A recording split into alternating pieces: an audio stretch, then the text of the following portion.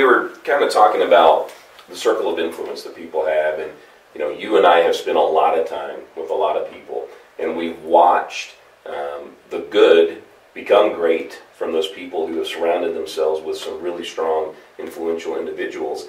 And then we've also seen the flip side of that on the other end of the spectrum. And, it's so true today that I think people get so busy they don't realize that the people around them are actually affecting them the way that they are and how they can change that. And sometimes that's a difficult thing to do, especially when you have people who are so close to you and that you've allowed to have such a big part of your life and take such a big part in your life and what you do. So, let's talk about the importance of those people that do surround you, that you kind of close the gates in around you with. Those 5 people, like I said before the break, as the old adage goes, you're the product of the 5 people around you. If you surround yourselves with the 5 laziest people who, do the laziest things, you're going to become the lazy person, right? So I think it's really powerful for people to hear from you because you have such a great perspective on this.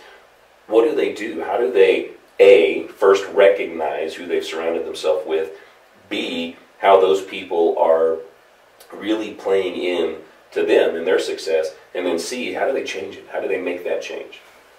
Well, I've heard it said before that make sure that the people closest to you are people with a common view of the future, not just a common past. So sometimes we carry people along just because we've known them forever. And we love them, but we have to allow ourselves to outgrow people. It doesn't mean that we discard them entirely, but sometimes they just have to take a lesser place in our life. We've got to move them back a little bit because the people closest to us affect us. I would say to look at life like a giant dartboard. And in the middle is the bullseye. And in the bullseye, your closest associate, maybe it's a parent, maybe it's your mate, maybe 1 or 2 people fit in the bullseye. And then that first ring is some of your best friends. If you got married, they'd be in your wedding party. Your best man, people like that. Second and third ring, also very intimate. You got to control who gets into those inner rings. You have to pick them. They have to almost earn their spot in those inner rings. Those are people who won't put you down. Those are people who won't kill your dreams. Those are people who support you no matter what. Everybody else belongs in the 4th, 5th, 6th, and 7th ring. Okay? And that's how you eliminate drama from your life. That's how you make sure that the people around you always support you. Not everybody's supposed to know all your dreams. Not everybody's supposed to be someone you confide in. So when you know the difference between a great friend, a casual friend, and an acquaintance, you know where to put them. And they have to earn their way into those first 3 rings in the bullseye. Sometimes people are in those rings and you got to put them out. They don't belong anymore. Or they haven't kept up with you. You've outgrown them. When you see yourself editing your speech, when you see yourself bringing your speech down to relate to somebody. You see, if someone hasn't grown and you've grown here, that person can't come up here and communicate with you. You got to bring yourself down. So you see yourself dumbing your communication to communicate with that person. Well, you're not of the same flock anymore. You've outgrown that person. So you've got to get over feeling like you're hurting everybody because it's your life. At the end of the day, all that's going to matter to you is what you did with your life. So you've got to know and allow yourself to outgrow people sometimes and where people belong in your life. Yeah, it's so true. You make a really good point. The dream killers out there, and I think this is another topic that people really kind of glance over and don't really spend a lot of time on. You have to know the destination, right? You have to know where you're going. You have to have that in your mind of where you want to be, and that can be anything, professionally and personally both. But you have to dream big. I mean, that's an important part of your being able to be the best version of yourself. Sure. And you have those people who do kill the dream, right? They're the naysayers, the no-goers, and I think today that people really don't grasp the concept completely of what it means to dream big. So why don't you kind of share with them why that's important and how they can kind of restructure that belief in their mindset to really allow themselves to open up and actually dream big and put something on the horizon that's attainable for them in the future. Well, life is all about what you believe you can do, as we mentioned earlier. You know, if you drive down the strip, you see some big dreamers, right? You'll see Wynn and different names on these casinos. These people just dreamt big. Other people think real small. And like I said earlier, you're a screenwriter. What you allow yourself to believe, you'll start to move in that direction. I think for the most part, people just tell themselves a very small story. Whatever you aim at, you'll probably hit. Right? So if you want to dream big and you don't know how to do that, first of all, give yourself goals that you know you can hit. Right? If you want to, if you've never made $100,000 before, don't tell yourself that you're going to make $1 million next year, because your brain can't conceptualize that. You know, make 100,000. When you get to 100,000, make 250. Get to 250, 500. Get to 500, make $1 million. By that time, you're on a roll anyway, right? But you've got to give yourself goals that are conceivable, with the goal of resetting that when you get there. Not that's not the ultimate goal. You got a bigger dream. But when you go on a big hike, you can't just look at the peak all the you got to say, I need to get there. Ultimately, I'm going to get to the peak, but I've got to get to this step first. Then I got to get to this step first. So it's not overwhelming to you. And your brain will recalculate and recalibrate, and the next step becomes more achievable. So I think it's a matter of allowing yourself to constantly grow. And you will constantly recalibrate your dream in that. So you might have a big goal too, might be a big financial goal. Ultimately you have this goal, but I think on the way there you have to look at smaller steps. How do you get there? Yeah, absolutely. And that goes in hand with the daily habits we talked about. That goes in hand with the reading, with those kinds of things, because your belief system will increase by who you associate with yourself with. And you don't just associate with physical people. The books you read are also your associates. The videos you watch, you can go on YouTube, there's such great videos that inspire you. You know, fill yourself up with that, and you'll begin to believe like those people believe. You'll adopt their mindset. Yeah, and I think too, you know, the great one said that you miss 100% of the shots you don't take, right? And so people have to really understand. You really have to understand that you have to take those shots. You have to know where you're going, like Rodney said, and take those shots. And you know, give yourself the incremental steps along the way. Otherwise, you'll never achieve your dream. You'll never make it.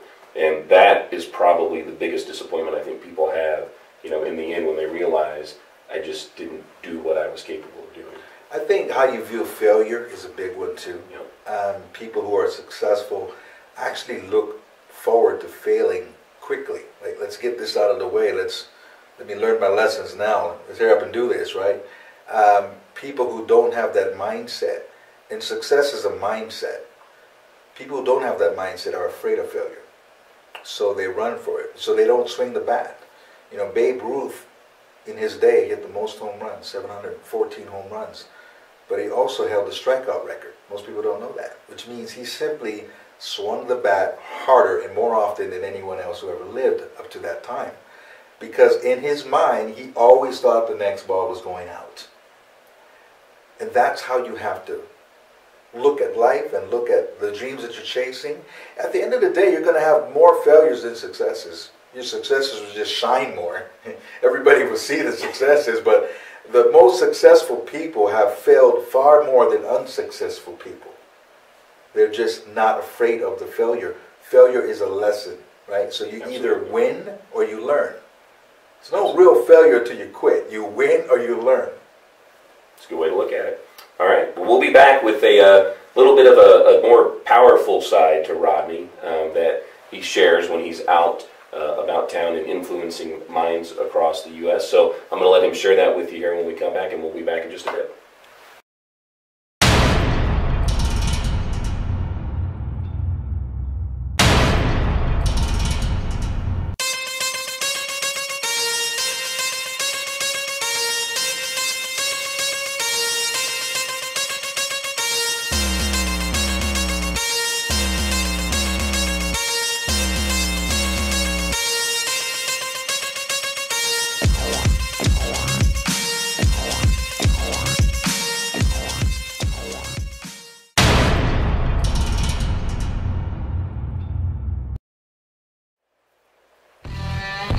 Welcome back. We're here with Mr. Rodney Allgood, and I've been blessed and privileged to see a lot of different sides of Rodney over the years as we've worked together and become really great friends. And he has a really powerful way of delivering messages to the audience that he stands in front of. And so I am going to put you on the spot, and I'm going to ask you to share a little bit of your poetic influence with the audience that we have here, because I think it's just such a powerful way to people to receive a message, and you're so great at how you deliver it.